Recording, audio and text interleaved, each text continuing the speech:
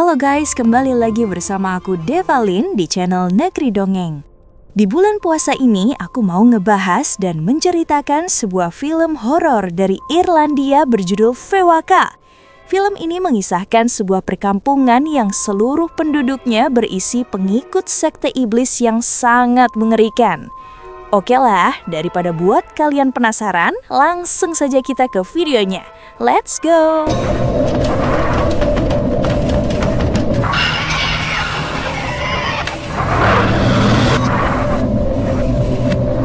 Cerita dimulai pada tahun 1973 di sebuah kota terpencil di mana terlihat sedang diadakan sebuah pesta pernikahan antara Peg bersama dengan kekasih pujan hatinya, yaitu Roman.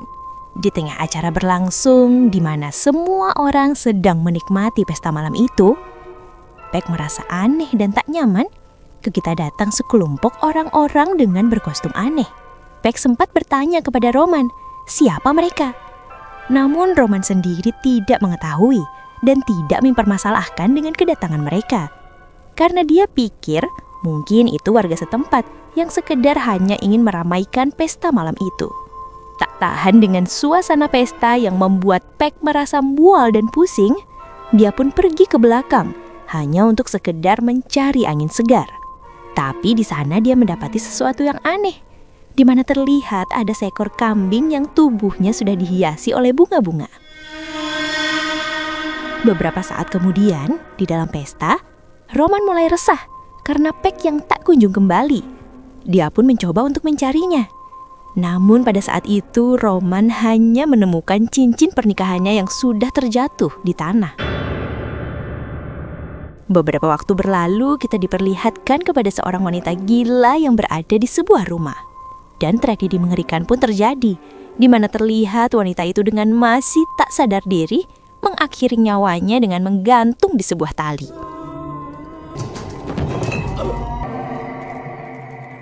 Hingga sampai pada akhirnya, tragedi itu diketahui oleh petugas yang mendatangi rumah tersebut.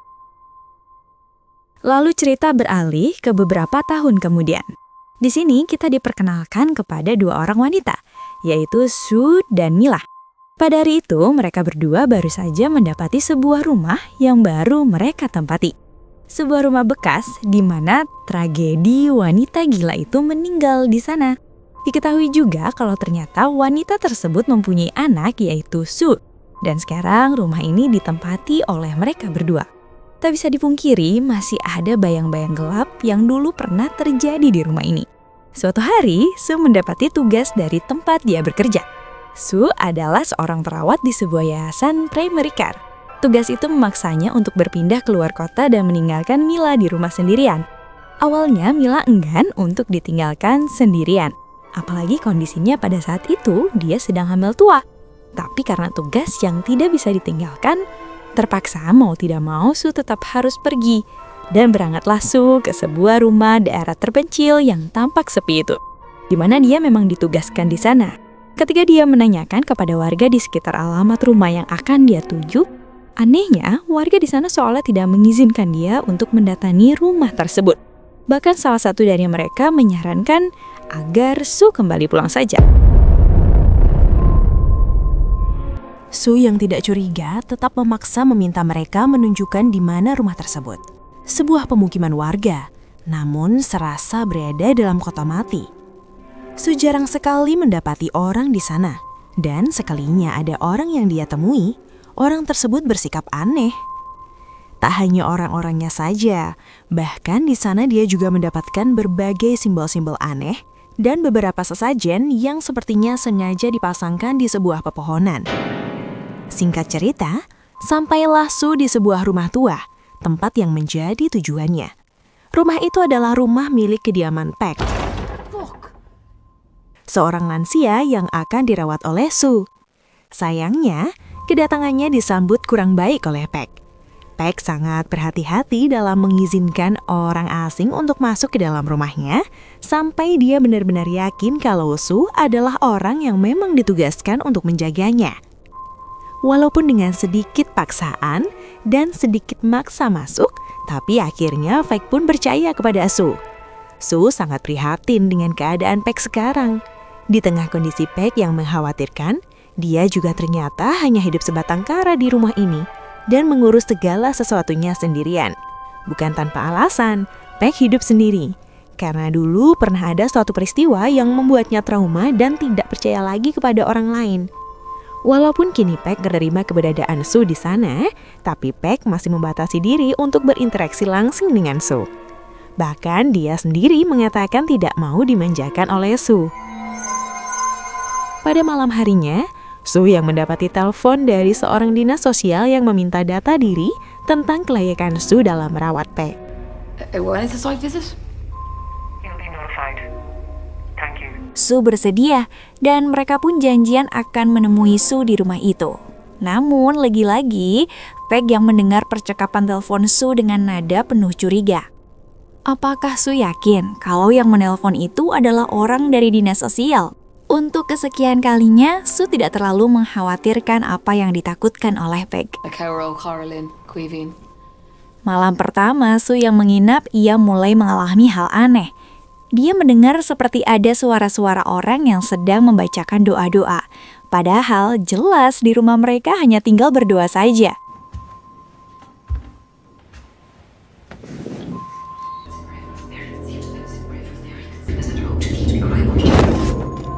Perlahan suara itu semakin nyata, jelas terdengar dan bersumber dari dalam kamarnya Paik.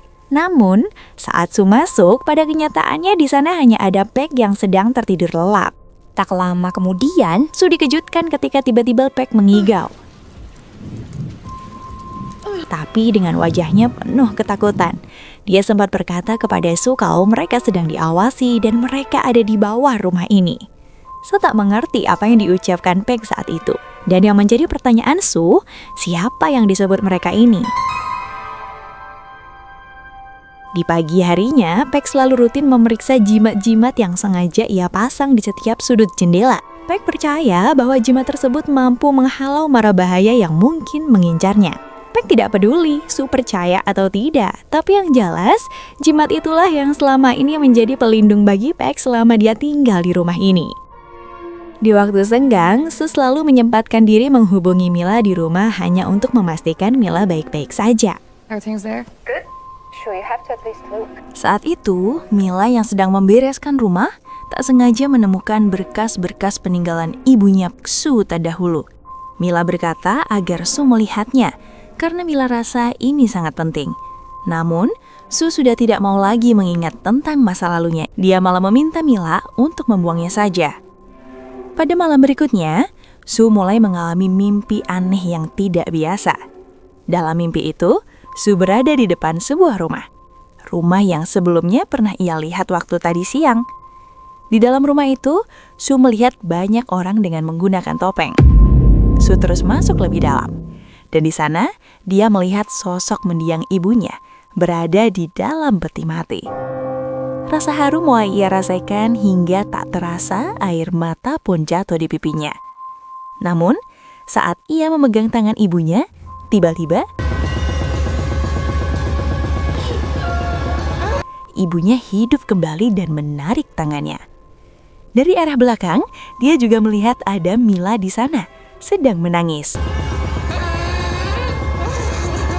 Sebuah mimpi aneh yang buat Su menjadi sangat ketakutan. Su lalu menghampiri ke kamar Paik untuk sekedar memeriksanya. Paik seperti tahu apa yang sedang dirasakan oleh Su. Paik mengatakan jika Su tidak berhati-hati, bisa jadi mereka berdua akan menjadi yang diburu. Paik lalu mulai mencoba untuk terbuka kepada Su dan memberitahukan apa yang sebenarnya terjadi. Paik menceritakan masa lalunya. Ketika pada saat malam pernikahannya dengan Roman, Paik sempat diculik oleh segerombolan orang-orang bertopeng yang diketahui kalau mereka adalah gerombolan dari sebuah sekte pemuja iblis. Ternyata suaminya yaitu Roman bersekutu dengan sekte tersebut dan menjadikan Paik sebagai pengikut baru. Namun untung saja Paik berhasil lolos. Itulah alasan Paik selalu berhati-hati dalam menghadapi orang baru yang ia kenal. Ia masih takut kalau mereka masih mengejarnya sampai sekarang. Di rumah itu ada salah satu pintu yang dikunci rapat. Bahkan pintu itu dikelilingi oleh jimat-jimat dan sangat dihindari oleh Paik yang konon katanya kalau pintu itu menuju ke ruangan bawah tanah. Tentu saja Sue menjadi semakin penasaran dengan ruangan tersebut dan secara diam-diam ia mencoba membuka pintunya dan memasuki ruangan itu. Kalau dilihat-lihat sih hanya sebuah ruangan biasa. Di sana, Sue menemukan sebuah album pernikahan Paik bersama suaminya. Tapi yang membuat Sue cukup terkejut ketika ada sebuah koran yang memberitakan soal hilangnya Paik pada saat pernikahannya. Lalu terlihat foto Paik dirubah menjadi seperti sosok iblis. Tak lama kemudian terdengar seperti ada suara-suara aneh, dan tiba-tiba pintu ruangan itu tertutup dan terkunci sendiri.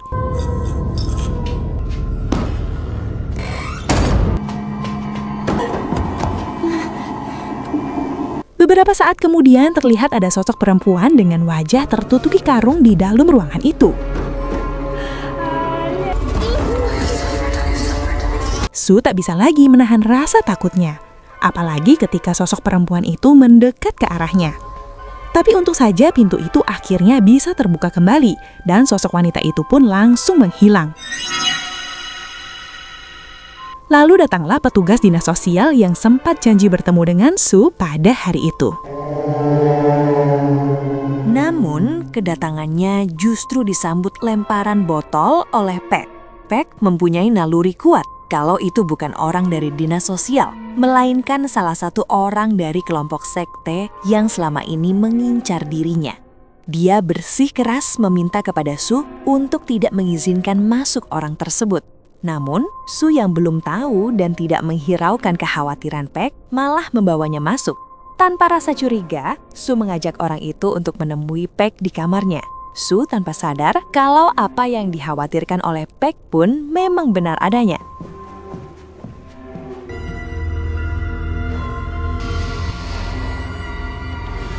Tapi anehnya, ketika pintu kamar Paik dibuka, tiba-tiba wanita itu langsung menghilang. Atas kejadian tersebut, perlahan Sue mulai mencoba untuk memahami. Dia kembali memasuki ruangan bawah tanah dan mengambil album pernikahan Paik yang masih tergeletak. Album itu tidak hanya berisi foto pernikahan saja, melainkan lembaran koran yang memberitakan soal apa yang terjadi kepada Paik terdahulu. Namun, yang membuat Sue terkejut adalah juga sebuah berita yang memberitakan tentang kematian ibunya Sue. Yang menjadi pertanyaannya adalah apa hubungan antara kejadian Paik dengan kematian ibunya Sue? Sue mencoba untuk mencari tahu dan mulai menyelidiki ke sebuah rumah yang ada di dalam mimpinya. Kebetulan rumah itu memang ada di daerah tersebut, tapi yang terlihat hanyalah sebuah rumah kosong yang tidak berpenghuni. Namun semenjak saat itu, perilaku Sue perlahan mulai berubah. Dia seperti orang linglung yang tanpa arah dan emosi yang tak terkendali. Perubahan itu begitu cepat terjadi hingga ia tak sadar kalau cara berjalannya seperti orang yang pincang. Jalannya normal kembali setelah dia sadar apa yang sudah dia lakukan. Di saat yang sama, dari arah belakang terlihat ada sosok wanita yang mengikutinya. Sue merasa suasana pada saat itu terasa sangat berbeda. Tapi pada kenyataannya, di sana tidak ada siapapun. Tak jauh dari sana, Sue melihat ada seekor kambing yang entah muncul dari mana. Di rumah, Paik yang menemukan paket kiriman dari Mila untuk Sue. Paket tersebut berisi berkas-berkas dan foto-foto tentang keluarga Sue. Paik sangat terkejut ketika mengetahui siapa Sue sebenarnya. Yang diketahui kalau ternyata Paik ini adalah neneknya Sue sendiri. Nah, jadi gini guys, aku perjelas lagi ya. Jadi Paik mempunyai anak, yaitu ibunya Sue. Saat Sue masih bayi, seharusnya bayi itu dipersembahkan kepada iblis. Karena sebelumnya Roman, suaminya Paik, sudah terikat janji dengan iblis. Namun, ibunya membawa kabur Sue dan memisahkan diri dari keluarga. Untuk menghapus jejak, ibunya Sue memilih untuk mengakhiri hidupnya. Hingga Sue diadopsi dan tumbuh besar di panti asuhan. Dari akibat perjanjian yang tidak terpenuhi itu, Roman akhirnya tewas. Sedangkan Paik sendiri pun menjadi terlibat dan diburu oleh setan yang terus menghantuinya. Semua ini seperti sebuah skenario yang direncanakan oleh kelompok sekte agar Sue datang kembali ke daerah itu untuk dijadikan bagian dari mereka seperti perjanjian yang dulu disepakati. Karena sudah tidak ada waktu lagi, Paik akhirnya mencoba untuk menghentikan semuanya dengan menyerahkan jiwanya kepada sosok makhluk tersebut. Heck no, Jane, stop!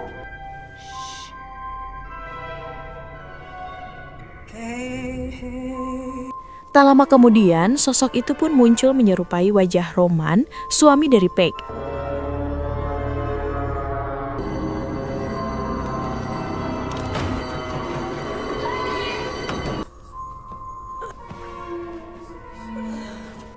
Tapi ternyata sosok itu tidak menginginkan Paik, karena tujuan mereka adalah untuk mendapatkan Sue sebagai sesembahan sesuai dengan perjanjian dari awal. Melihat keadaan Paik yang terluka parah, Sue mencoba untuk mencari bantuan kepada warga di sekitar rumah. Namun seperti yang kita tahu, daerah itu sangatlah sepi, bahkan seperti tidak ada kehidupan di sana. Sampai pada akhirnya muncullah beberapa orang dengan memakai kostum aneh.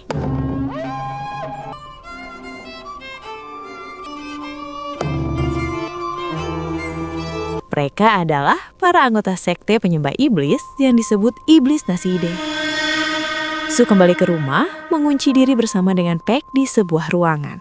Namun sayangnya Sue yang sudah terkena oleh sihirnya malah membuat dia menyerahkan dirinya.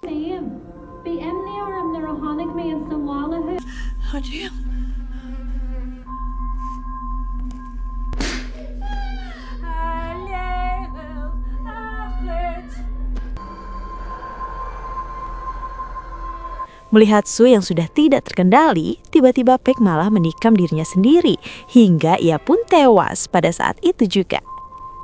Tak lama kemudian, terdengar suara dari Mila yang memanggil. Hello? Where are you? No, you're not here. Suara itu terus mempengaruhi pikirannya. Di sana, Sue melihat sebuah cincin milik dari Paik terdahulu berserta dengan baju pengantinnya. Dengan ritual tertentu, akhirnya Sue pun bersedia dan menyerahkan dirinya kepada iblis yang selama ini sudah menanti kedatangan dirinya.